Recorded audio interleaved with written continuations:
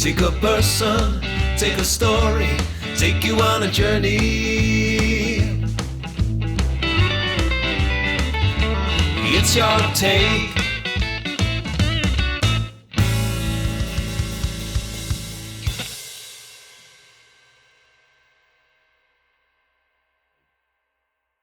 On today's Your Take, I'm joined by a musician who has built a reputation on the British rock and roll and jive circuits. My guest was born in Lambeth in the mid-1960s. He started playing guitar as young as 5 and would become heavily influenced by gospel music, rock and roll, and blues. He joined his first rock and roll band in the mid-1980s and would go on to play various music festivals, tour around the world, be featured on BBC Radio, and make an appearance on The Jonathan Ross Show. He is known for his onstage charisma and his showmanship, the T-bone walker, guitar behind the head, picking with his teeth, or duck walking around the stage. He is also part of the Rockin on Heaven's Door stage show. Here he plays rock and roll poet and icon Chuck Berry. Roll over Beethoven this morning. We're all tuned up and ready for some good old rock and roll. I'm joined by Earl Jackson, who talks about his life in music, his influences, and 40 years of rocking. A very warm welcome, Earl. Good morning. Great to be here, James. Thank you very much for the opportunity. Good to see you. Thanks for joining me on Your Take this morning. There's a lot to talk about in terms of your influences or your musical endeavors and live performances as well, but can we go back to the very foundations and go back to the beginnings? Okay. You were born in South London borough of Lambeth in 64 to Jamaican parents. Yeah. Firstly, what are your memories of childhood, and can you give us a background on your parents, what they did in their career, and do you have siblings at all? Yeah, I was born near the Oval Cricket Ground and within sound of the Bow Bells, apparently, proper cockney. But I think the family moved to Nottingham from London when I was about the age of 5. My parents came over to Britain on Windrush. And they told me something quite interesting as I was growing up, that for all Jamaica is a small island, at the time of Windrush, a lot of Jamaicans met for the first time on board the ship. And a lot of them met for the first time when they landed in Britain. And whether it be Liverpool, London, and my parents never met in Jamaica ever. And they met for the first time in London and decided to get together and start a family. And I'm the second youngest of 7 children. I have a younger sister, 3 older brothers, and then 2 older sisters, the eldest. And my dad was mainly in carpentry, but multi-skilled. My mum was in the medical profession, and when they came to Britain, my mum, she was NHS, good old NHS, more or less her whole career. My dad, he worked at Raleigh Bicycles in Nottingham, and he worked at James Maud's Iron Foundry in Mansfield, of all places, where we ended up spending most of our lives in the Midlands. And my parents are both devout Christians. My dad's since passed away. My mum's still in Jamaica. And so as devout Christians, the whole family went to the church every Sunday, whether we liked it or not. So we were brought up Christian, really. My dad, he played guitar in the church and banjo. And my mum, she thinks she's Mahalia Jackson. I think a lot of church-going sisters, they can all sing. And my mum was no exception. She can sing good. We've established already that you come from a big family and a religious one as well. Yeah. I wanted to pick up on the music. We brought up in a musical household, but more so what music was being played, and how did you discover gospel music, and what turned you on to rock and roll and also blues? Comprehensive question. In the house, my dad had guitar and banjo. My mum sung, and because we all went to church, there was plenty of singing and music in the house, gospel. But to be honest, the mainstream music industry was never absent from our household. Our parents had their collection of records, mainly gospel, but some Pat Boone, some the Winans from America, fantastic vocal family, and Clark sisters. But we also had the radio and the TV, and we also was, as siblings, very interested in all music. So our household was a very musical household, and we listened to everything. You could say, well, as the devil's music, as some ministers would say, but it was on. You couldn't not hear what was in the charts between the 60s and the 2020s. So we grew up on a diet of every music known to man in the house. Now, my dad bought my older brother a guitar because he asked for one. Oh, Dad, can I have a guitar? I didn't ask for one. And my dad said, okay. Bought him a nice little guitar, and off he went. Boom, boom, boom.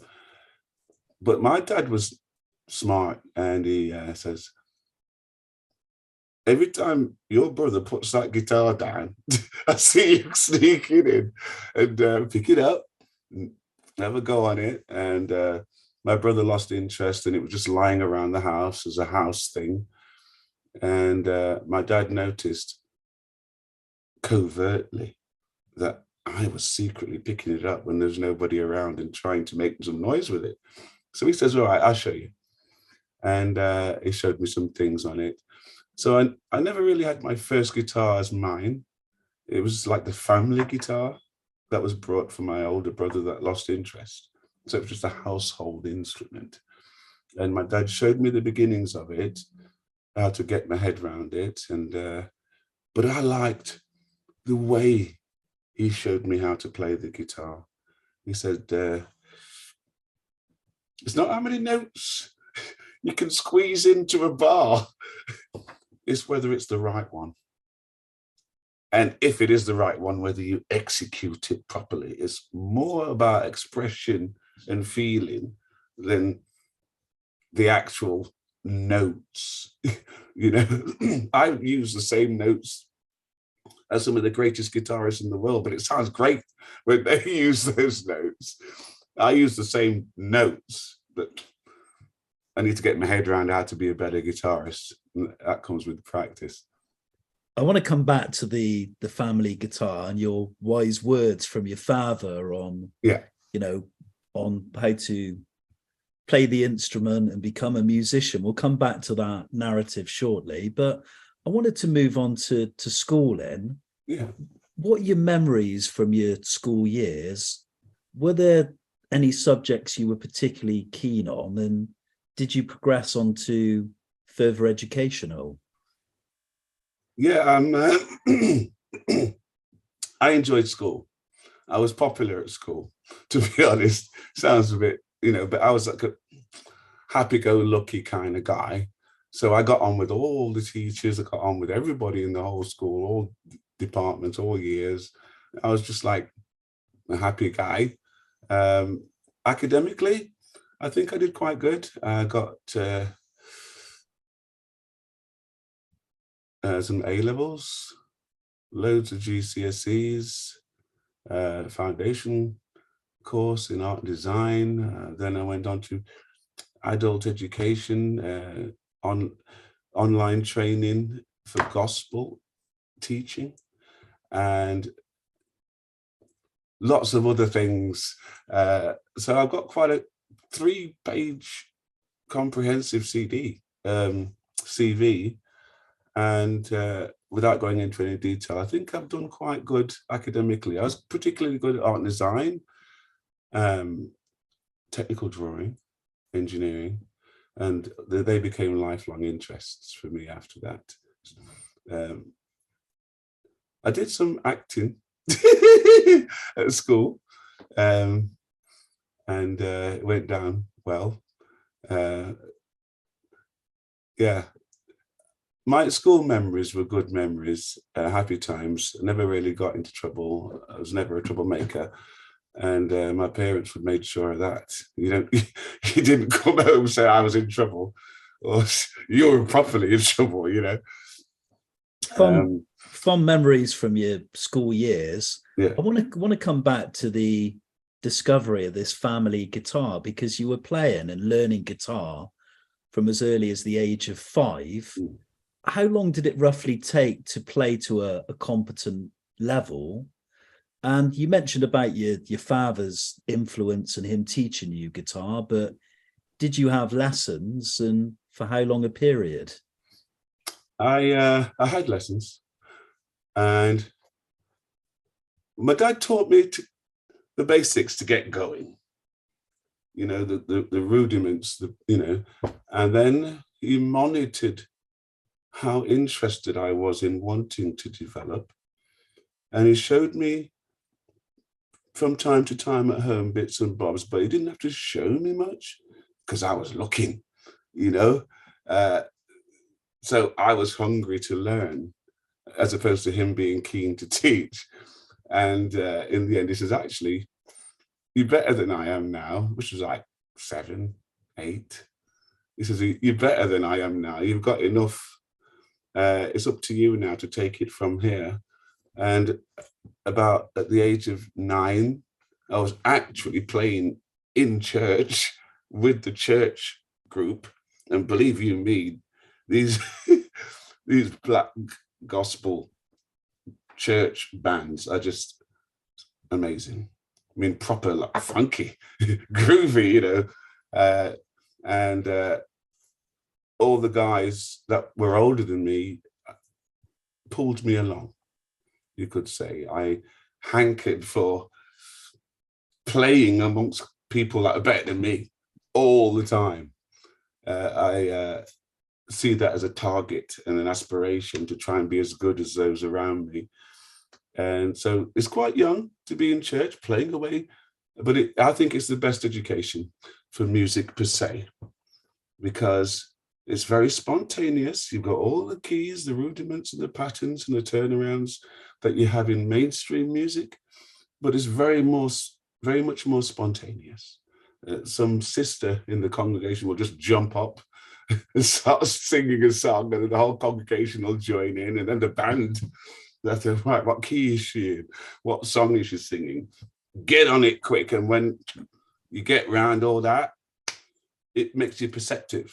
You hear a song, you think, oh, that's got the pattern of, that's got the, and it makes you very aware, heads up.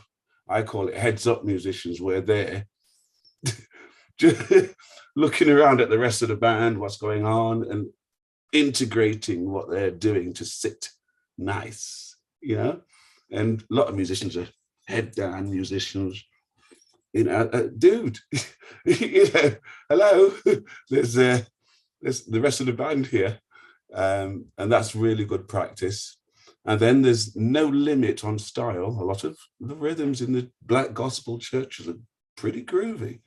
So then from gospel, you then find out that there's other gospel musicians in other denominations and churches, and you meet some top. My early musician collaboration was with some serious top musicians, and it's quite scary. But gospel set me up right, so that when I got into funk, when I got into blues, soul, rock and roll, fusion, jazz, rock and roll gave me some tools that were handy for those genres thereafter. It's interesting. You mentioned the gospel kind of set you up in life, and you learnt from very good musicians and playing from such a young age. Yeah. I wanted to turn the clock back again and talk about your break into the music business. Yeah. Can we discuss your early musical experiences? And can you also share with us, going on to perform as a gospel singer and a musician, performing to thousands of people at various events? Yeah. And then also about forming your first rock and roll band, which was in the That's funny. 1980s. Yeah. Yeah. No, yeah, it's so good. When I went from, I was playing gospel music to the age of about 18, before the older siblings started to drift away from regular church going and getting more into the mainstream society and becoming more independent of our parents. But during that time, the Church of God of Prophecy, denomination of Christian, like other churches, have conventions where all the local churches come together in a big place. Like, I remember the Brighton Conference Centre was full of our denomination from all over the country to make one big gospel jamboree over 3 days. So it's one thing to play music in your local church to your local congregation, but then if that entity then joins up with other entities and you've got a massive gathering at a big venue, it's quite intimidating. But because with gospel, you kind of feel like it's family. I'm not scared of large crowds. I never have been. When you're in the church, you're prompted to get up and say something, give a testimony, say something. So then from young, you're in front of an audience, so to speak, saying whatever you're saying. So you get that confidence quite quickly from that background as well. That's why people say to me, what you like in front of a crowd? I said, yeah, it's all right. I think, it's funny. Let me say this. People say to me, aren't you nervous before a crowd? And I says, no. I said, why not? I says, because I don't know them. However, if my mum and dad walked in, it'd throw me. If my brothers and sisters walked into the gig, it'd throw me. Oh my God, look who's here. Oh my. And then that one or two or three people will be the one thing that's on the back of my mind all night. So in a way, I don't get nervous in front of 1,000 people I don't know. But I kind of could get a bit nervous in front of my uncle and my aunt, my mum and dad, or some of my brothers, because they don't see my performances very often. And then I went into jazz. I do love jazz. I got a lot of respect for a lot of jazz musicians. And I then met up with other musicians from other things in the local music scene where I was based in Mansfield at the time. And I discovered musicians from rock and roll. I discovered musicians from blues. and it was kind of like a jam night where it was predominantly jazz, and then because I'm friendly, I talk to everybody and everything, so I get on with everyone. And then before long, the sax player that I made friends with in a jazz club was the sax player in a rock and roll band as well. And his name's Angus Northeast, a great player. And he says, why don't you come to one of my mates' bands, rock and roll nights? And I said, I've done soul, blues, different configurations, bit of fusion, because it's got to kick ass, if you know what I mean. And so I went to a rock and roll club for the first time with my sax playing friend to discover he was the sax player in a band called AB and the Rhythm Men, fronted by great singer Andy Bold and a sax player himself as well, Steve Aiden on bass.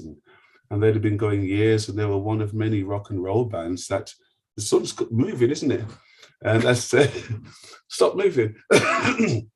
And rock and roll band. And the whole scene to me at that point was brand new. And it was, I couldn't believe it. It was alive and kicking. The rock and roll scene is just big in Britain. And I don't mean mainstream television rock and roll scene. I just mean the clubs and the rock and roll bands and the working guys doing all the bands. I couldn't believe it. The turnout was great. So how did I get into that? The band, I went to see 2 or 3 of their shows and got friendly with them. And then they went on tour to Yugoslavia just before the Troubles. And then it turned out that the guitarist didn't want to come back because of a woman he'd met. So the band, you like this, the band came back from the Yugoslavian tour without him. Left him there. Send my stuff, Mark Allsop. And who then went on later to form a band called the Scatterjacks. But they came back, and then Andy Bold said to Angus, right, we got gigs still. Our guitarist is in Yugoslavia. Do you know anyone that can cover us quick? Cover him until we get a permanent replacement for him. And Angus said, yeah, I know a guy, Earl Jackson, and see what he can do. So they brought me in. I had 5 days notice to learn 35 songs to go straight live, but I wasn't doing any singing. I was just playing. And Andy Bold was doing his thing. And I noticed that my first gig with Andy Bold, second banana, everybody says, you got a black guy. And it's like, I didn't know at the time, but it was quite a big deal to have a black all-around musician featuring in the UK rock and roll circuit, doing gigs and festivals. And I noticed there's a distinct absence of actually black people in the rock and roll circuit. And can I close the blind? Yeah, of course you can. Yeah, you carry on. Is that a little bit better? Yeah, that is. Yeah, I was going to pick up on the rock and roll scene at that time, when you started performing in the mid 1980s. What kind of venues were you performing at, and were there any performers around that time that you admired, and what kind of people or audiences were turning up to those rock and roll gigs? Good question. I was surprised myself. They were all hardcore rock and rollers. They loved the scene, the crowds.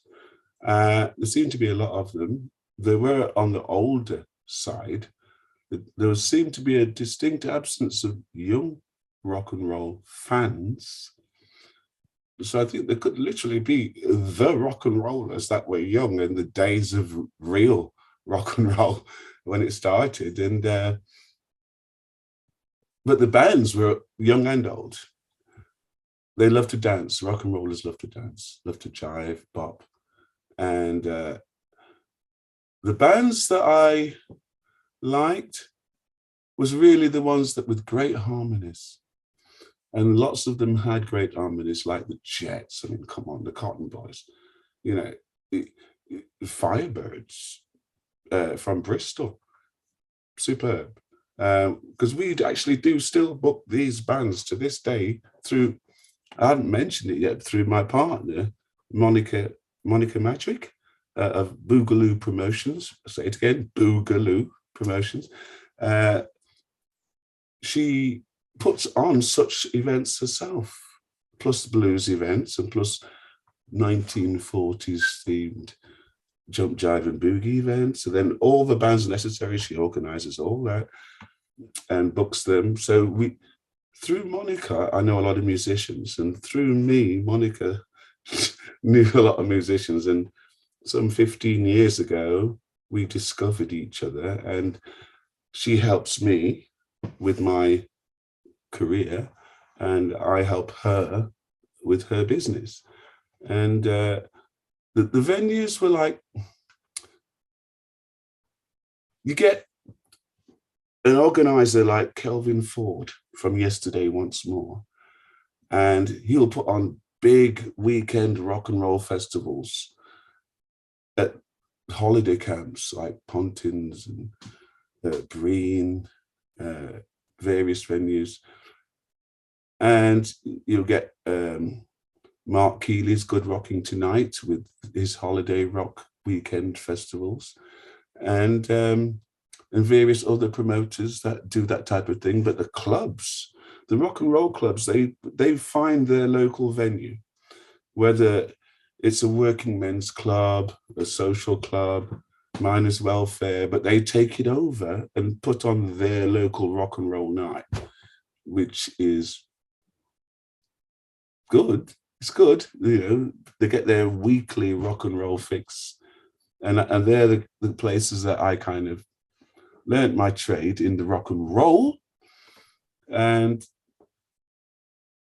one thing that was different for me, I spoke to some rock and rollers, some musicians, and they said, "Oh, we don't like doing working men's clubs and miners' welfares because they're just like normal people. And we only like to rock and roll it up with me rock and rolly mates with quiffs and full circle skirts." And I says, "Oof." I says, "Do you know, by this time I'd done a fair few rock and roll gigs." And I said, "You know, we're preaching to the converted here, you know. That's kind of easy. You've got rock and roll fans coming to see you as a rock and roll band. That's not a challenge to the band. And that's not necessarily spreading the rock and roll message to the world." And I think that's what rock and roll in 2022 is suffering from now. No fresh blood audiences have been coming in over the last 20 years. And then the older rock and roll fans have literally been dying over the last 20 years. So it is a dwindling market unless the whole industry picks up on young fans getting into rock and roll. There's a trickle, but there's more losses than there are gains in that regard. From being in a rock and roll band in the mid 1980s, I wanted to ask you now about deciding to become a solo performer backed by a band. When did you become a solo performer, and which musicians would you cite as a major impact on the way you played, but also your on-stage persona? It's one of those questions again, isn't it, James, where it's in parts. Okay. I would say in the mid-80s, that's when I replaced Mark Allsop in AB and the Rhythm Men as AB and the Rhythm Men's guitarist, as Andy Bold. Fantastic guy. But then Andy Bold, as time went on, got married to his lovely Marie, had 2 lovely children, and it turned out that his father-in-law was kind of a very successful businessman, I say that, and offered him a deal to support his family. You know, he got a Mercedes for a wedding present, a big one. And he decided that the offer that he'd got from his father-in-law was just too good a career to turn down. So he basically said to the band, I can't do gigs, I got to work weekends, but it's a killer job. And it's good security for my family. So you got a choice, carry on as a 4-piece instead of a 5-piece, or just call it quits and we all just go and do what we want to do. And the guys in the band said, Earl has been with us so long, he could actually handle it if he went to the front for this band. So I basically said, okay, I'm willing to take over his band in his absence. Now that's not quite as straightforward as it seems, because the fees for the established gigs in the band's diary were for a 5-piece. And we dropped down to a 4-piece and changed the name to Earl Jackson and the Rhythm Men. But then we had to kind of contact everybody in the diary that we got a booking with and put to them, are you still willing to honor the booking as if a 4-piece turns up without Andy Bold, but Earl Jackson will take over the front? And every one of them said, yeah, we've seen you loads of times, Earl. You know, actually, let you to a bit of a secret. Some people came up to me and at Andy Bold's gigs and says, you ought to do some singing, you ought to. And I said, well, I do a bit of backing vocals for him. Do you do Chuck Berry? Do you do this? And I said, well, look, I can. So Andy Bold got me up a few times during his show to take over the lead vocal, to do a couple of Chuck Berry songs. Place went bonkers. You should have seen that in his face. Because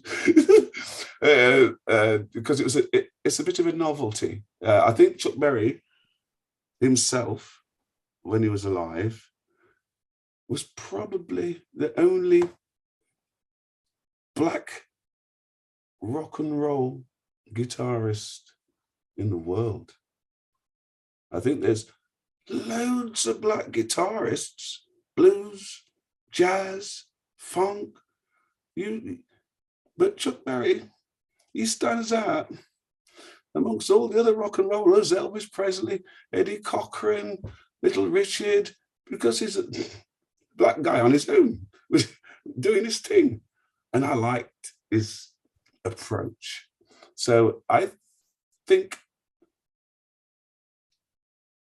I'm still probably one of the only black rock and roll guitarists in the world, almost, definitely in the UK.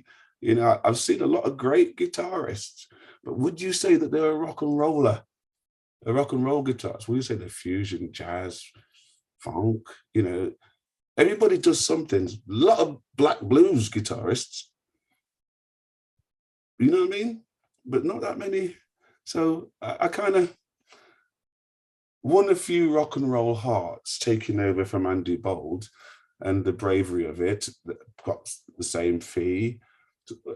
And it gave me an opportunity to drop some songs I didn't like that he was doing, dropping some killers that suited my voice and flavor. And I think I kind of call it black rock and roll as opposed to white rock and roll. What do you mean? Little Richard, Chuck Berry sounds nothing like Buddy Holly, you know? Buddy Holly's fantastic. Elvis Presley is fantastic. I got to say that. I mean, the most successful rock and roll artist of all time, with the biggest following, the biggest repertoire. I admire a lot of other people as well, but I'm kind of pragmatic, and I think I've got to be careful what I say here, James, because I think I call Elvis Presley one of the biggest rock and roll beneficiaries. I think Elvis Presley by far benefited from the rock and roll movement more than any other artist, for sure. Most hits, most versatile, but he wasn't necessarily the one that inspired me the most. If I took a lot of inspiration from Elvis Presley, I think he's got a fabulous voice, had a fabulous voice and great stage presence. And I spoke to people that actually went to see him when he was alive in America for real. And they came back just eyes glazed, amazing. And I've worked with Tina Turner as a technician.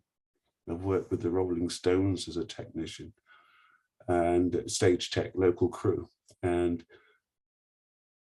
I know what he means when you see Mick Jagger from the side of the stage or your side of the stage, you're looking at Tina, you think, they've got it, you know. It's something special. Like, for example, this Zoom meeting. I've got to look at that camera right there. And it's difficult to be friendly and wink at a camera. And when I did Jonathan Ross, oh my God, the guy is amazing. It is amazing. There's a skill and an art form that not everybody gets it. You've got to be friendly with a piece of kit. And sometimes these pieces of kit are quite intimidating. Big tripod, mobile, broadcast quality cameras. You're talking to the camera. And that way it looks to the viewer at home that you're talking to them. Not everybody has the skill to be friendly with the camera. It's difficult. Jonathan, oh my God, brilliant. The stage, London Weekend TV, the stage manager, brilliant. Everybody else in the building, terrified. The difference is stark. Newsreaders, I don't know how it's difficult. I think it's difficult, but yeah, it's a skill that I haven't yet had enough experience of to master. I'd like to master it a bit better, being comfortable on camera, but only so many people in the world can be. You know, it's a particular skill. You've talked about Chuck Berry being a huge influence, and I want to come back to Chuck Berry because he is one of my musical heroes, and I also want to talk about you playing him in the stage show. But oh yeah, that's Rocking on Heaven's Door. Yeah, but before we do so, you've spoken about many styles of music that you've performed. Do you have a favorite, and if so, why? And how many guitars do you currently own? And same again, do you have a personal favorite that you enjoy playing with the most live? Yeah. My dad, once again, taught me, you learn the song when you can play it in every key. If you can't play a song in F, but you can play it in B flat, you haven't learned it until you can play it in both. A lot of musicians fall foul of that pitfall. Oh, I can play that, but it's got to be in C. You know, and I said, okay. You have to be able to play everything in every way. I've been interested in every style of music known to man from day one, and I still am to this day. All music fascinates me.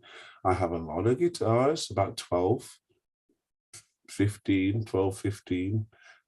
Actually, that's not a lot compared to some. Every guitar I've got has to be gig worthy. What do you mean? I have to be able to walk on stage with it and it sounds good and looks good. Gig worthy and robust enough to. So I don't have any gimmicks or toys, guitars or guitars for show. Everyone is a working tool and has to pay for itself because I'm broke. So when you spend £400 on a guitar, it'll take 5-6 gigs for it to have paid for itself. I love semi-acoustic guitars more than solid guitars. I've never bought a Fender Strat in my life, and the Fender Stratocaster is the world #1 selling guitar of all time. Everywhere you go, everyone's got one. Yes, there's a reason for that. They're brilliant guitars, and I will not knock a Strat at all. Brilliant guitars. And that's why most of them have a derivative of types of the Strat. Its popularity is what puts me off. So I've been to jam nights where every guitarist in the building has brought a Strat with them, different colors. And I thought, oh, best guitar ever made? Gibson 335, cherry red, gold-plated hardware, proper tailpiece, stereo, triple bound body. I mean, it's a work of art, well balanced, good tonal range. You feel like you're getting value for money because it's big. It's bigger than a Strat.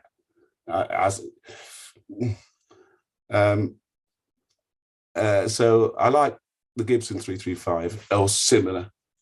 There's a lot of guitars that I like that I wouldn't buy because they're just out of my price range, 6-7 grand and above. You got to be really good to command it.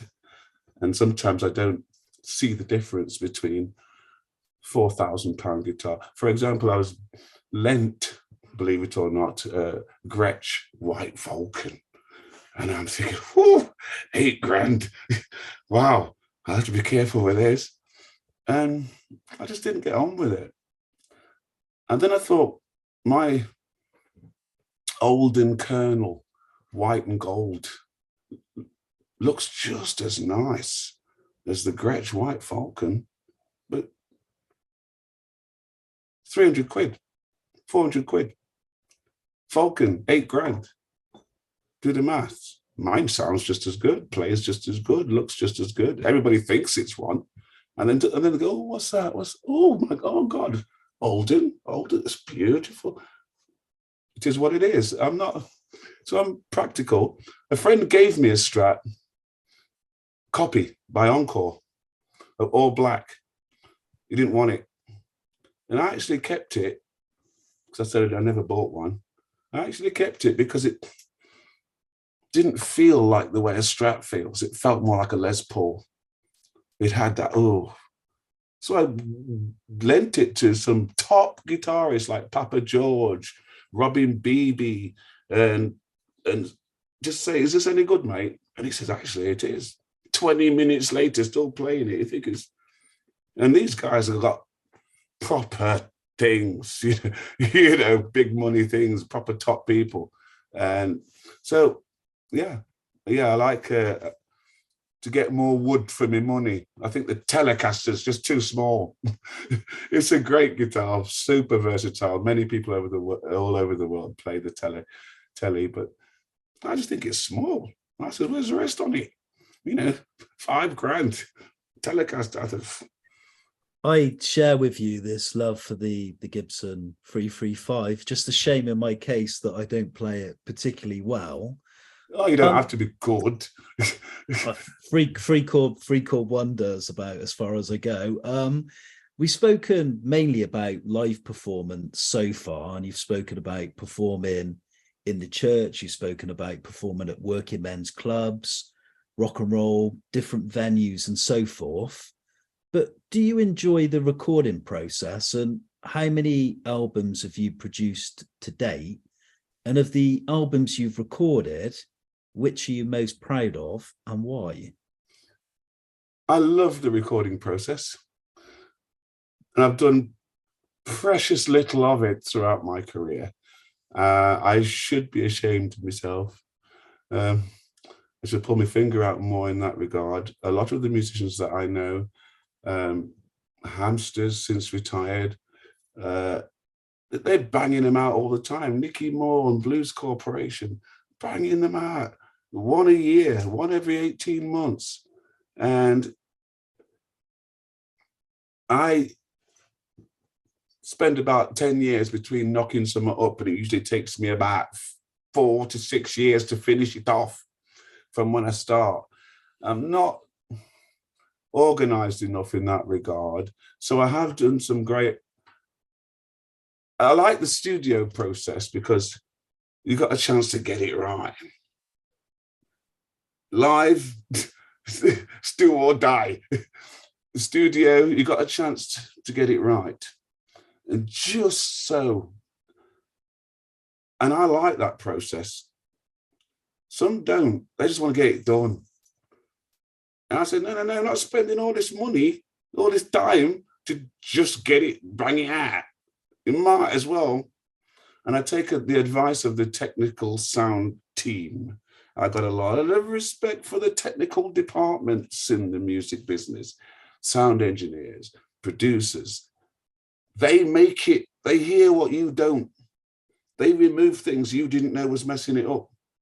They put things in that you didn't know would have made it good. Trust them. And my proudest album, I think, is the one I recorded in Eindhoven with C.C. Jerome and the Savoys. It was released 2020, so it took 6 years to make. And I think it came out New Year's Eve 2020. And the Savoys is a band from the Netherlands. C.C. Jerome is based in Kullenberg, and it's like a mini orchestra. They brought in the horns, they brought in the harp, they brought in them Dutch boys. And Jan, I got to mention Jan, Belgium bass player. Deadly. He can play good. So Jan wasn't there at the time. I work with him now live on bass. He's brilliant. It took 4 years because it was done in bits. I flew out several times just to progress it a bit. And it sounded way better than I thought it would do. C.C. Jerome's guitar features more on it than my guitar, but I've got another album that I released at a similar time that I recorded in Fleet at a bass player friend's house, Emil Engström from Sweden. Oh God, what a bass player. He's got a Zadowski.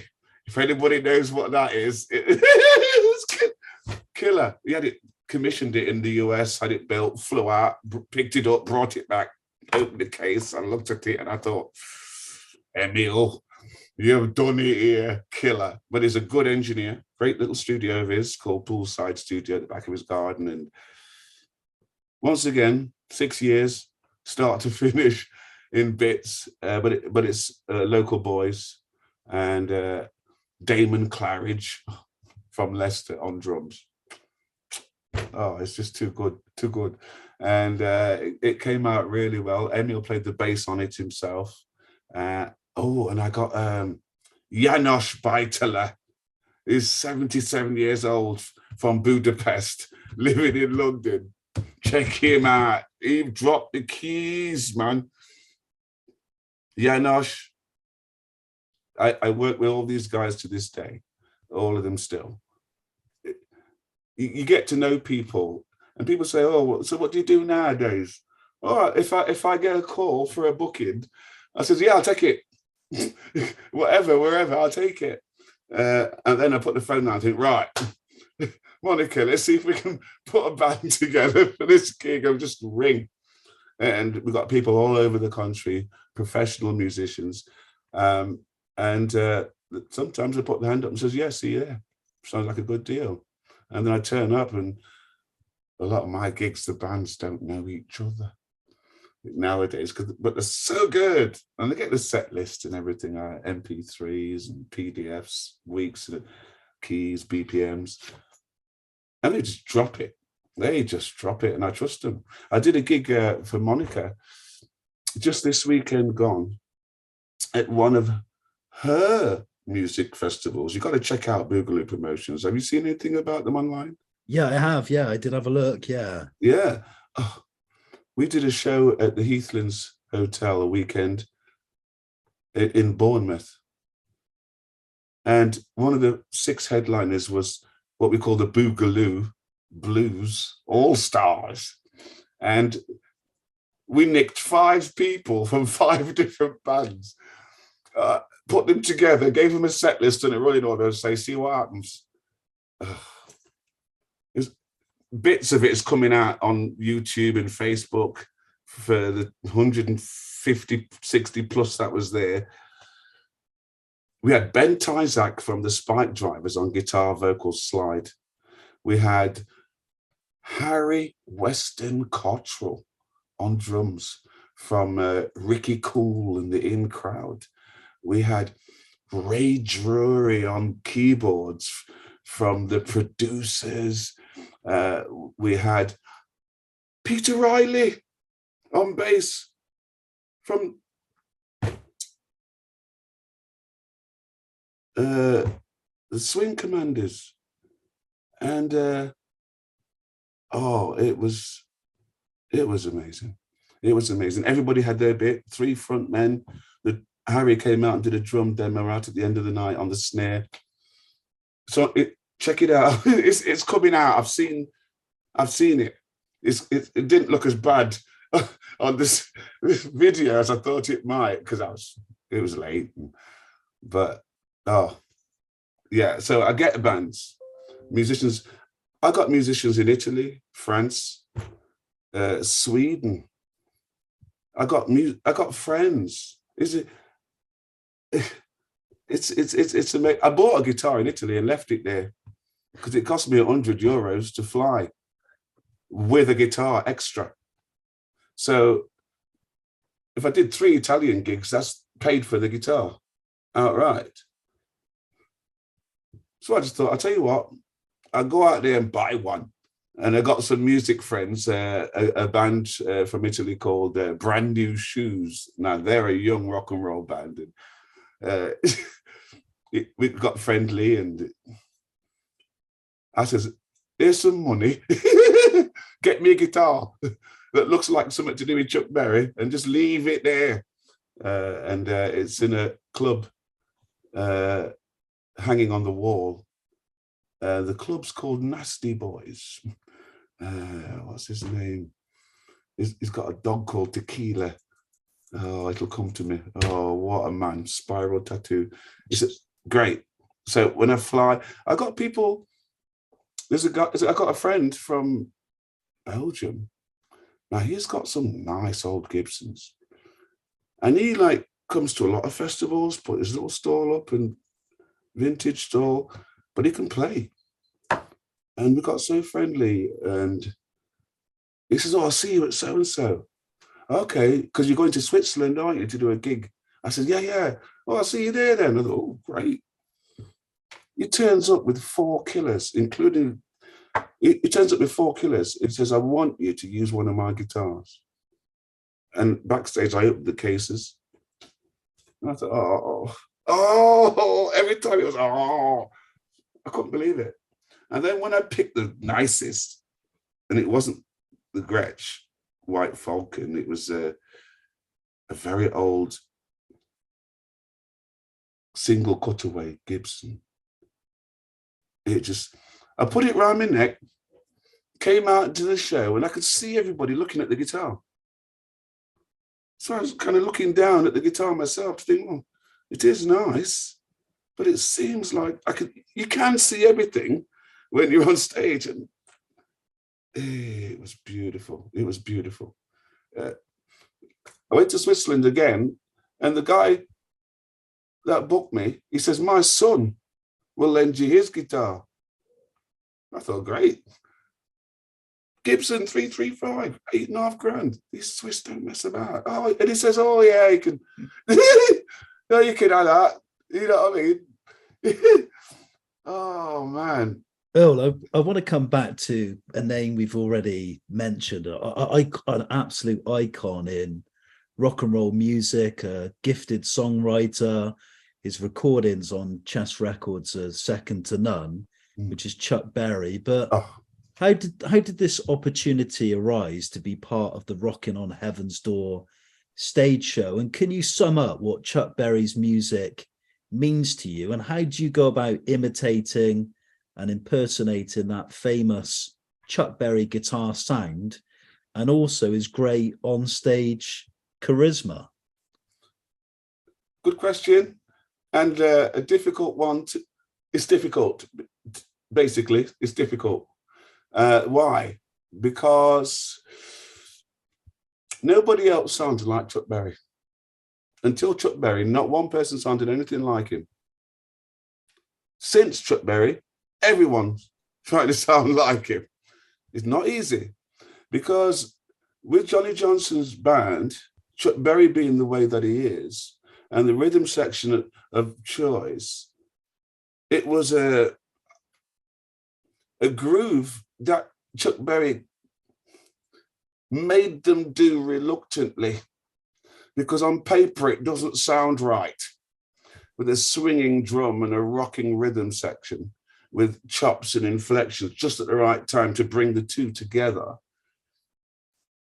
Most bands today don't get that technique right, so they settle for the easiest and the nearest thing that sounds like it sounds, when really, to do it right, you've got to have the right kind of drum swing and the right kind of guitar chop. You get me? That's difficult to get, because you're talking about someone's style as opposed to a song, a progression, or a scale, or a melody. It's someone's style. I like the fact that it's difficult to do. I like the fact that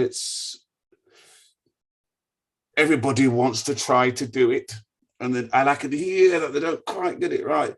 So I call myself Chuck Berry-esque, in that I've allowed his influence to influence lots of parts of how I play. Rocking on Heaven's Door said that they had got a real black Chuck Berry sound-alike lookalike for the first time in history, because there wasn't one, you know, and he inquired with Mark Keeley, another name, great guitarist, great frontman. He plays piano as well. He does Shakin' Stevens, does a bit of Elvis Presley, and he's just an all-around good guy. And he runs festivals as well, Holiday Rock. Now, he got approached by John Healy to have some involvement with the show.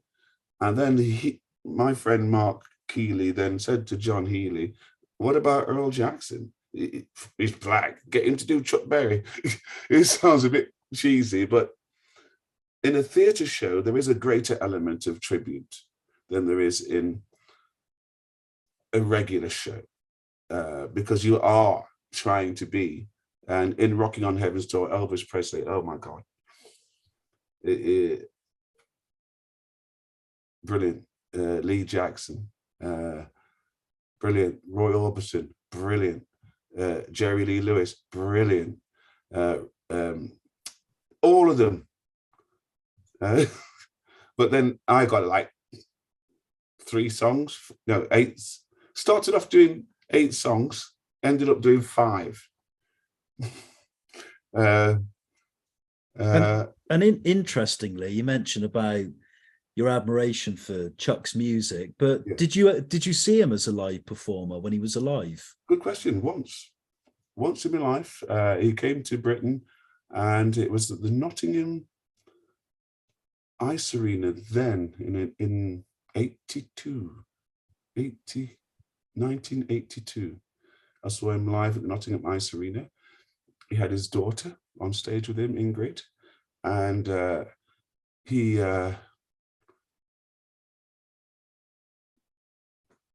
kept looking at me. Was his guitar in tune? It was to start with. Was it ever in tune? It was to start with. Look, I worked with stage crew with Angus Young, AC/DC, at the NEC in Birmingham. He takes about 5 with him at a time, SGs. And he has 2 techs that re-strings each one after it played one song on it. So they'd run on, take it off, cut the strings off with a wire cutter between the pickups, cordless screwdriver, machine heads, restring, tune, and put back. So he's forever grabbing a fresh, restrung tune guitar for every song on a rotation. 1, 2, 3, 4, 5. 1, 2, 3, 4, 5. No brainer. And the 2 techs going flat out at the side of stage, cleaning, restringing, retuning. So every song is played with a brand new set of strings once. And they, amazing. So what was the question? Yeah, about seeing Chuck Berry live. I think you mentioned 1982. 1982, yeah. I'm scatterbrained. I only had one coffee. What happened was, I looked behind me in the audience, and it was packed at the old Nottingham Ice Arena. And I was literally the only black guy in the building. So where was I? Front centre, banging on the stage, chest high. And the only black guy in the building looking at Chuck Berry, looking up at him, see me looking up. And he kept looking at me as he was doing his thing, as if to say, you can play guitar, I bet you can play guitar, But there's no time to talk. And he nearly stepped on my fingers because all the front row was giving it large with banging on the stage, and you had to kind of pull your hands out the way as he came by. And, brilliant. Everything was just brilliant. I thought, yeah, he's not just a unique performer, but a wordsmith. Once again, I so admire anyone who can write a song. But anyone who can write a song that just rolls off the tongue with ease, that says so much with so few words, and funny, witty. I've written probably 7 songs in my life, and I thought, I'm not very good at this. And it's not as easy as people make out. Monica says it a lot at Boogaloo Promotions. We get a lot of bands sending us demos and things, and they make a big deal of the fact that they're original band. Now, we don't think that's enough. It's good just to be proud of what you do, but you've got to be good. So you can't give somebody a pat on the back because it's an original if it's not good. It's almost, you feel impolite to say, actually, not so keen on the song, but I like the fact that you're trying. We'd rather have a covers band that's really good than an originals band that's not that good. It's all about the song at the end of the day. So I think Chuck Berry inspires me on a lot of levels. Now, I don't dwell on the things that people say are the negative elements of Chuck Berry's career. And I don't buy it either. No, not all of it. I think a lot of people have told me that he's hard work, he's a money grabber, he's difficult. And he's not, I don't think. Everybody asks him at the gigs that play for him, and I spoke to people who said they've played for Chuck Berry. And I've listened to documentaries of Bruce Springsteen says he's played for Chuck Berry when he was a kid. And basically, he Chuck Berry expects the pickup band to have learned his stuff. And half of them hadn't, and half of them weren't that good to start with. So really, I feel sorry for Chuck Berry because he's been put in a situation where the band you don't know aren't that good.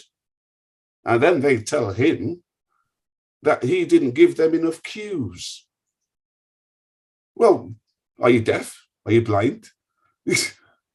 Watch the man. If I was playing for Chuck Berry, I'd be glued to the back of his neck. My eyeballs would be burning into the... I'd be watching every inflection and I'd be on every move because it's Chuck Berry, you know. So I think his career has suffered more than anyone else at the hands of not very good pickup bands. You know, he should have had top flight rhythm section all the time, everywhere. I would have insisted on it if it was me. But not all the time. You can work with the best of the best. But I think he worked with some poor quality musicians over the years, some good ones. And his band, Johnny Johnson and all, killer. But it's not what people say. I know some artists that can be awkward to work with. I don't even know whether I should say them on things like this, but we've booked bands that we wouldn't book again, not because the show wasn't good, but because they was difficult to work with. And for a promoter, agent, and event organizers, it's enough, no matter how big the following is, to not want to work with them because you're dealing with them a lot outside of the show, which is problematic. During the show can be problematic. After the show, you think, well, thank God. Great show. But some musicians look at a gig as an opportunity to see what they can get. Some musicians look at a gig as an opportunity to see what they can do, how they can promote it, how they can sell it, how they can make it a really good night. When you have a gig in your diary, that's the point at which the work starts as a musician. Right, we've got a gig, we've got to sell this gig, we've got to put some bums on seats, it's a door deal. That's the work. But you find a lot of bands, they think, took me 3 weeks to get this gig, work's done. Right, done my job, 3 weeks. The gig's 5 months away, but you got your feet up. You've got something to work with and to work on. I've had musicians over the years play for me that I wouldn't want to work with again because some musicians, they just see a gig. Oh, can I have a rider? Oh, can I have a free this? Can I have a round of that? Can my mates come? And when they say that to us at Boogaloo Promotions, I says, what kind of mates have you got that don't want to pay for you? You know? They're your mates. Why are they trying to undermine your income by not paying on the door? You'd want to support the event. You want the event organizer to be successful, and you want the venue to be successful. You want the crowd to be happy. Because quite often a lot of bands bring in people that's got nothing to do with the scene. They're just mates. Isn't it? They're undermining their own show by not supporting it, but looking at it as an opportunity to see what they can get. And I feel sorry for promoters. I do with some bands. I feel sorry for them, you know. Earl, I got one final question for you, and then we move on to the quick fire questions, which we've asked every single Your Take guest. We've spoken all about music. We've spoken about performing gospel in church. We've spoken about performing rock and roll. We've even briefly spoken about appearances on the Jonathan Ross, an appearance on the Jonathan Ross. Yeah. But outside of music and performing, what are your other interests and hobbies? And have you ever thought about doing something creative outside of music? And what are your plans for the future? Wow. Okay. I have been a skilled artist, illustrator, draftsman, and I've always been interested in architecture. And if I had a dream job, architect all day. Architect. I'd love to leave a lasting legacy of something for 300-400 years after I've gone.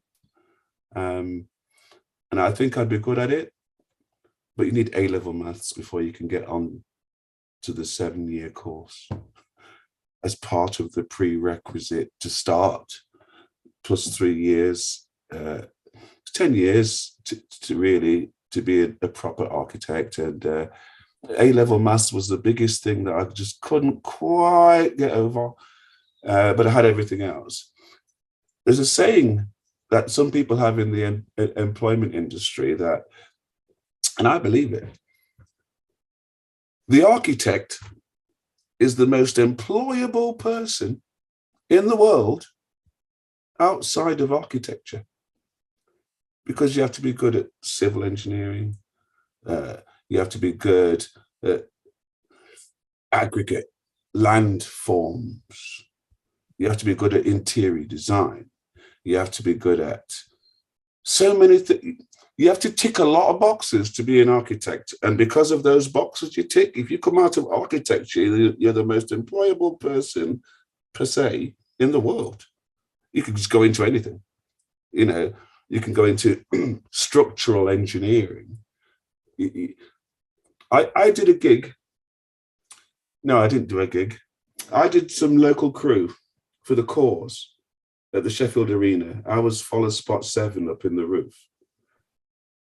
And when you put on your harness and you go up in the roof, after we've done the production in and the truss goes up, and then you safety, you clip into your follow spots, 7 gels, comm systems, and you look at the roof and you think, you know, there's like 60 ton of stuff, 7 to 10 men, gear, rigs, all hanging from the underside of the Sheffield Arena roof with motors, 10-ton motors, 5-ton motors. And I'm thinking, this roof was built to take a foot of snow, which is 40 ton, and whatever else you hang on the underneath of the roof. Engineering, to me, Brunel, come on. Everybody's got ideas. Engineers make it happen. You know, Brunel, big bolts. You know what I mean? No messing about. A lovely motto, and I think a nice way to end as we go to the last set of questions, or Jackson. Yeah. Are you ready for these? You don't need to think about these in any depth. All right. Come straight into your head. We've asked all your take guests these same questions. All right. Here we go, Earl Jackson. You could have found this one an interesting comparison, James. First one, what would you say is your favourite pastime? Watching other bands play when I'm not playing myself. So it's like a busman's holiday. The music for me, I've got a passion for, per se, all of it. So I will go and see music. I will support buskers. Even if I don't listen, I just chuck money. There you go, mate. Crack on. The concept. So I like watching bands. I like playing. So in a way, when I'm gigging, it's work. When I'm not gigging, it's pleasure. So watching another band do a killer show live, that's where it's at for me. I missed that with COVID. From watching killer shows to film, what would you say is your favourite film? Shawshank Redemption. Come on. No messing about there. Shawshank Redemption. Yes, The Deer Hunter. Yes, The Godfather. Aliens too. I do like a bit of my sci-fi, and I can't wait for the Avatar that's coming out soon. The latest one. I like that one as well. But I think Shawshank Redemption. Come on, Morgan Freeman. A great choice. The Godfather also mentioned, and De Niro, incredible. It is a good film, but I think Shawshank pips it. You know what I mean? From cinema to novelists, who would you say is your favourite novelist? Good question. I don't know. The reason why I don't know is because I don't read that many novels. So I'm being quite honest here. My downtime outside of music is taken up with real life. Mowing the lawn, doing the gravel, looking after the home, upgrades, tasks. I don't know how people have time to read. My partner, Monica Madrick, is prolific novel reader.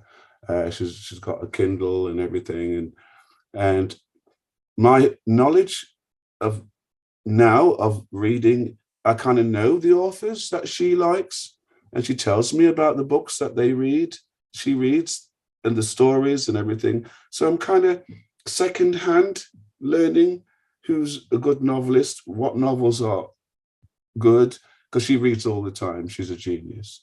She's got 8 brains. She can do 6 things at once. So I will be honest and say I don't have the time to read novels per se.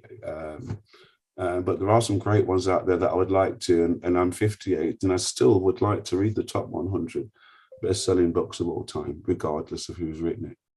I think I know what your answer is going to be to this next one, but if you could have had a different profession outside of music, what would it have been? Architect, no doubt about it.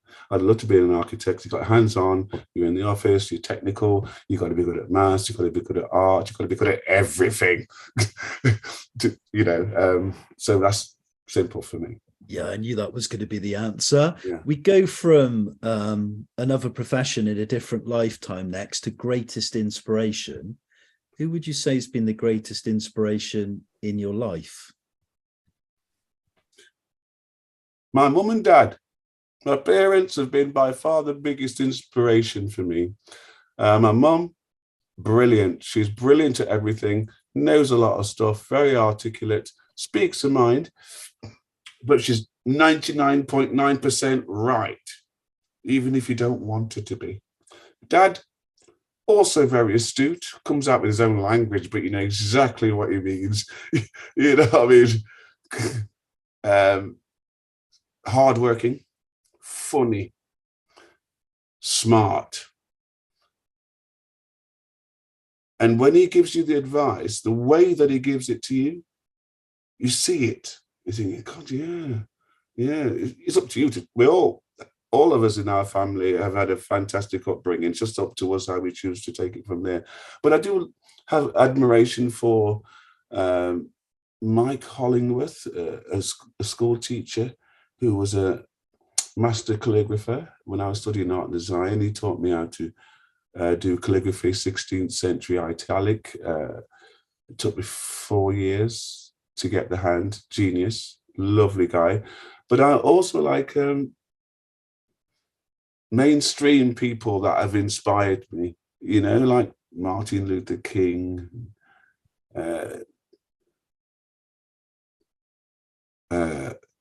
Prince. Come on, Sammy Davis Jr. I mean, these guys, they can play 20 plus instruments to grade 8 and above each. All around geniuses. Michael Jackson, genius. You know, he wasn't an instrumentalist per se, but as an artist,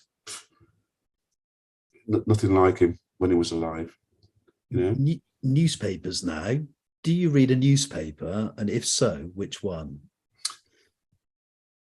I used to read a newspaper regular when I was younger, and it was The Guardian by far. Number one. I love The Guardian. I don't. Once again, these are things that I think people do when they've got time to do it, and I just don't have that kind of time to. Oh, right, I'm sitting reading newspaper. The Guardian by far. My older brother used to love crosswords, and The Guardian crossword, I could never finish it. You know, there's always 3 or 4 lines in The Guardian crossword.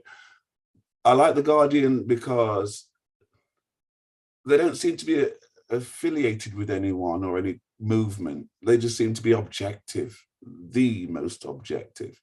And finally, I like The Guardian because you needed 25,000 word vocabulary to be able to read it front to back and understand every word. And I took it as a challenge to make sure that my vocabulary was around 15, 20 to 25. So it was not too difficult to read, but you come a cropper on some words that sharpens you up. And I think the Financial Times, you just have to be a genius to follow all of that. And it's just too deep. And the red tops, double-decker bus aren't moon. What can you say? You know what I mean?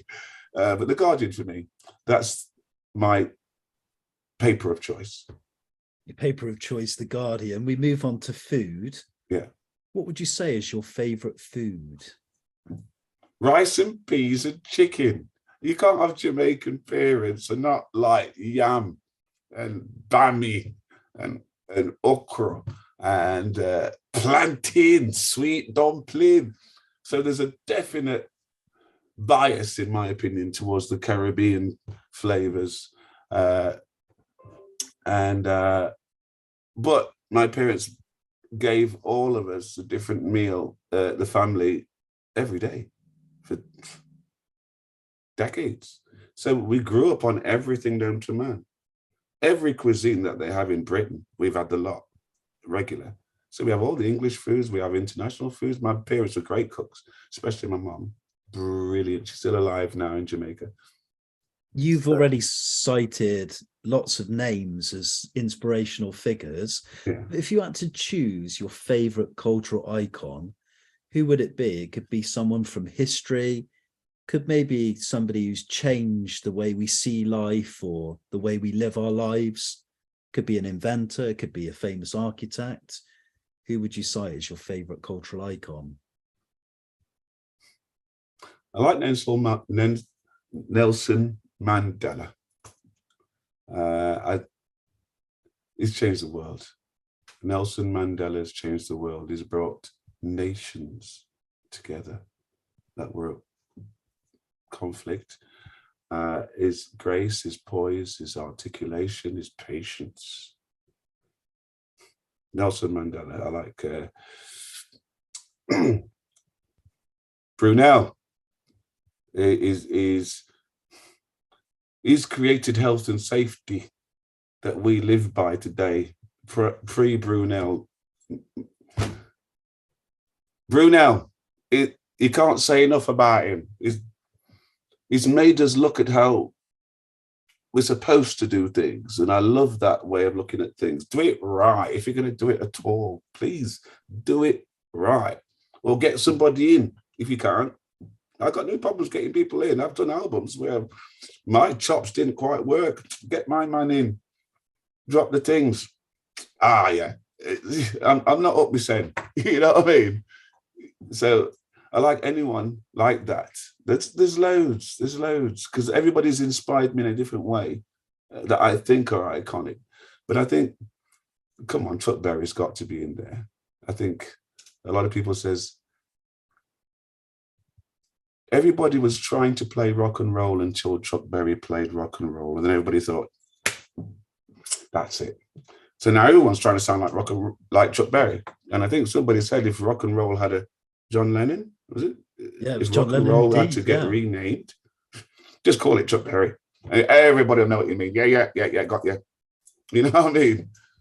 Some interesting choices. The South African political leader who changed South Africa for forever. He was a nice Mandela. guy. I mean, come on. Yeah. And that's quite important because he's proven that you got to be nice. The engineer It don't cost much. Isambard Kingdom Brunel, another excellent choice, and the great poet of rock and roll, Chuck Berry. Yeah. We go from cultural icons now to curse words. What is your favourite curse word and why? When Monica and I saw that question on the printout, she says, "You don't curse." And I said, "I know." So what's your favourite curse word then? I said, "I don't know." Because Christian upbringing. I know what a lot of them are, but I don't use them. But my favourite curse words, I would say they've got to be funny. They've got to be funny. And I don't mean the dark expletives that feel more unpleasant than pleasant. I think it's got to be funny, like plonker or Wally. You know what I mean? So it's, you listen to Only Fools and Horses, and you hear some of the put downs that get more of a laugh. It's so, as far as I'm concerned, my favourite expletives, stick as two short planks. You know, you funny. You know, oh God, there's one that came to me last night that made me laugh when I thought of it. But you know what I mean? It's like, you know, it's got to be funny. And you know what I mean. Come on, James. There's a few funny ones that you know. I do indeed, yeah. I'm just trying to think of some off the top of my head. They escape me. Yeah, but I've heard my mates calling them on building sites. I think, yeah, that was funny, you know what I mean? We go from curse words now to favourite place or holiday destination. Where would you choose? Because you've travelled, you've played throughout Europe, and you've mentioned some of the musicians you've worked with and so on. But where is your favourite place? I've only scratched the tip of the surface of my international travel experience, even at 58. I haven't travelled that much long haul. So there's Jamaica. Come on, I've never been. I paid for my daughter to go a couple of times. Some my siblings have been. I've never been to Jamaica. So I'd like to go just because it's my family's history. There's places I've never been, like, come on, the Philippines, Vietnam. There's places I'd like to go, but I've never been. I've never been to America. I've never been to, you know, I've been on holiday. I've been to Tunisia. I've been on, I do like Holland. I've got to give Holland a mention here.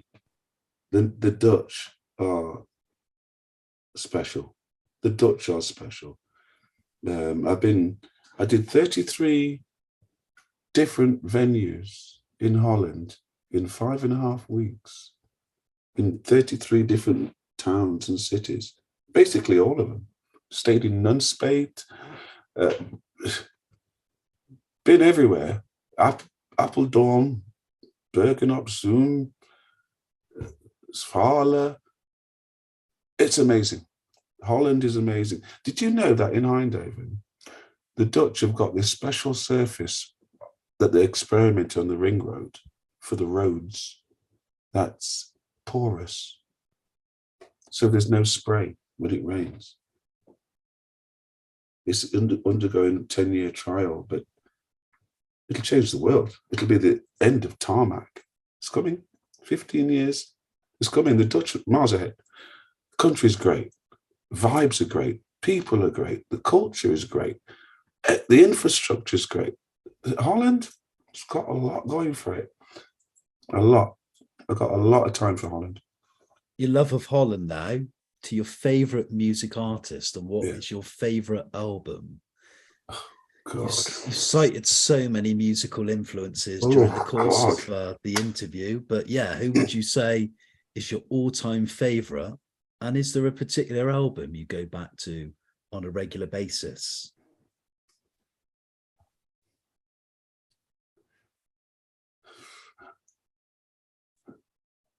Has anybody ever said that they haven't got an all-time favourite, but they've got a collection? I think Killer, check that, Killer. Yeah, it happens all the time, yeah.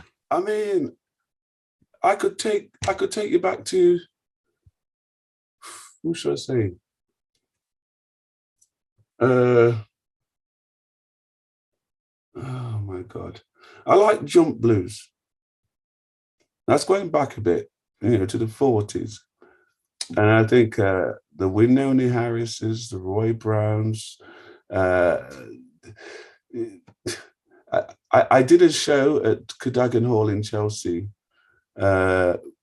with the Pete Long Orchestra. And I was asked to do Joe Williams with Count Basie style, something else. I mean, I love jump blues because it's rock and rolly, it's bluesy, and it's swingy, and it's dancey, it's fun, but it's skillful, and it's got a good way about it. It's such as the T-Bones and Wes Montgomery. Come on, playing with his thumb. Clarence Gatemouth Brown, have you heard of him? Yeah, I do know him. Yeah, Come on. Got a couple of his albums. Yeah, he's great. Have you heard of Ernest Wrangling?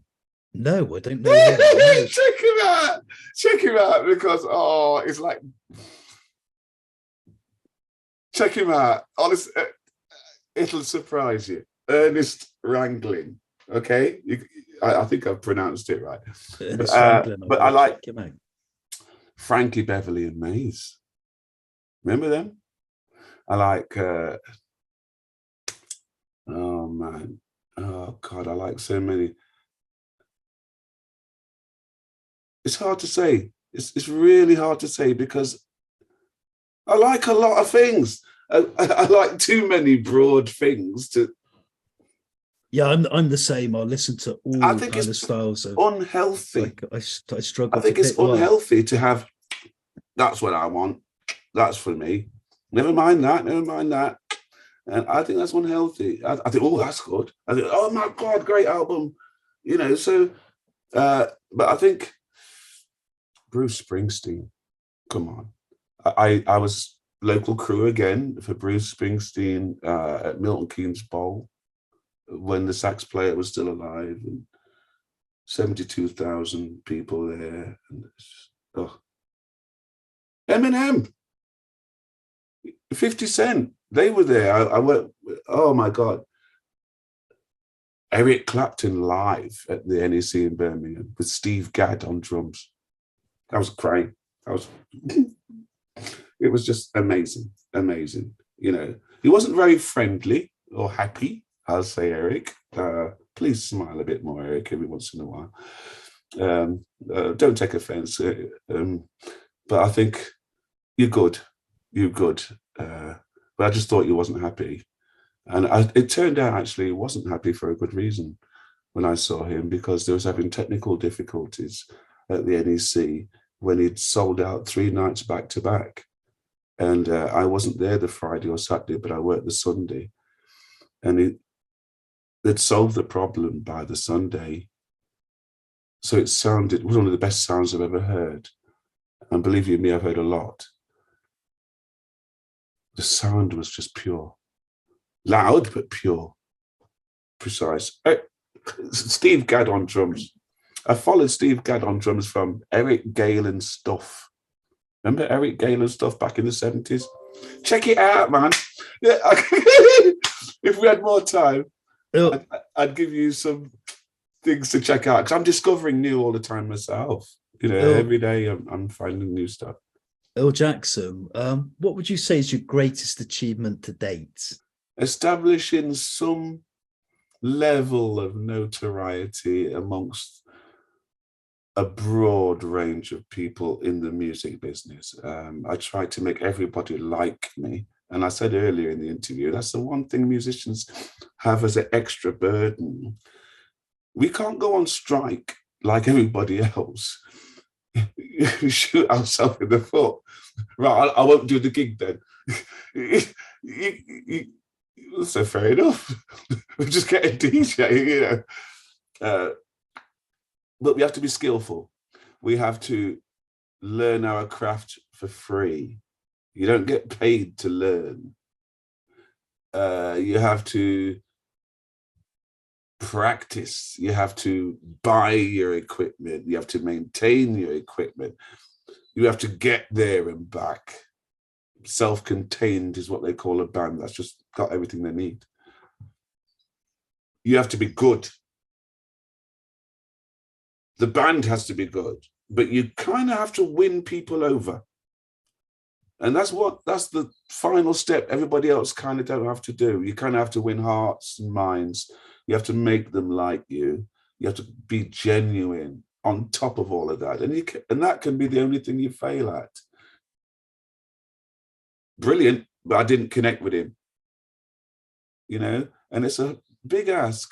So, yeah. And then the final question, Earl Jackson, how do you wish to be remembered? Do you know, James, I think Monica Madgwick, my partner, we're not married, but we live together. And people say to Monica, how did you meet Earl Jackson? She says, oh, I booked him. I booked him. And we hit it off from there. And then I discovered more about her legacy, the Queen of the Blues, award-winning blues promoter. And she does jump, jive events, rock and roll. And she's helped me get to where I am, you know? So my achievements is because I've met Monica in a way. I wouldn't have been where I am had I not met her. And we get on like a house on fire. I help her with her business as best as I can. And she organizes my dates and everything. And it's helped. It's helped a lot. Earl Jackson, thanks for... So what was the final question? Yeah, how do you wish to be remembered? As somebody that everybody liked, and that's not easy. For everyone to like you, you got to be summer, you know? And I just come back from the Blues Weekend, this weekend at Heathlands in Bournemouth, and everybody says, oh, Errol's in. You can tell, you can hear him laughing from other end of the hotel. And they make me laugh on purpose because they like me laugh. So I try to bite with it. But I think if you can get people from all over the world to see you for who you are and like you, that's not easy. And you don't appreciate it until you look back and think, oh my God, so many people think I'm all right. Or good egg, or mean well, you know, he means well. It's not easy. I've found that there's not enough nice people in this world. You strike me as very nice, James, so we can go out for a beer whenever you want. You know, I'd love to. And I could tell you stuff that you won't have to, you can't put on here. You have to think, oh God, really? Yeah. Being liked and being nice, being good and being kind and thoughtful, we should all be like that. I'll kindly take you up on the offer of a drink. Yeah. I'm looking forward to seeing you when you perform in Bristol in next year. In February, the Bower Club. At the Bower Club, yeah. I'll be coming along. Great venue. Been there, been going over 30 years. One of the Britain's long established rocking venues. It's not a rock and roll venue, it's the Bower Club. And they have this multifunction centre and they have so much there. But the rock and rollers go there and take it on a Sunday night. Thank you kindly for sharing your musical journey. And yeah, I'll be there. It's going to be a killer. It's going to be a killer. I know the lineup I've got coming. I know the lineups that's coming to that one. Looking forward to it. And I just wanted to ask you before we finish up, how do we find out and listen to more music by yourself? Wow. BoogalooPromotions.com. BoogalooPromotions.com handles all my affairs. My record is available on Tombstone Records with Class. But I haven't gone for this Spotify thing, which people say I should. But we're very connectable. We have Twitter, Facebook, WhatsApp, and so we're going more into the fringe platforms, but it's available on boogaloopromotions.com or Monica Madgwick. Just type in Monica Madgwick, boom, comes up first on internet. Of course, Monica. And Boogaloo Promotions or info@boogaloopromotions.com is the email. There's Earl Jackson website. I'm not good at that side of things. That's why I get Monica to do all that for me. And so we're highly contactable. We're all over the place. You've got to do some research and check out what's coming in on our platforms, because the things we're doing now is just real. I mean, you get a different kind of show at the Bar Club. They'll get rock and roll. And that's what they demand and get from me all day long, rock and roll. So I'll see you in Bristol. But you want to see what I'm doing with other people, collaborations. Stomping Dave Allen from Bridport in Dorset. He plays fiddle, banjo, guitar, piano, tap dancers at the same time. He's the most talented individual that I've met in the flesh. Check out Stomping Dave at Stomping Store. We work together. He plays for me on piano and second guitar sometimes. I back him up on drums and bass, sometimes second guitar and vocals. He's got things happening. I'll definitely check him out. Lots of things happening. Look forward to seeing you in February. Yeah. Thank you, Earl Jackson, for your time, and thank you for being a guest today on Your Take.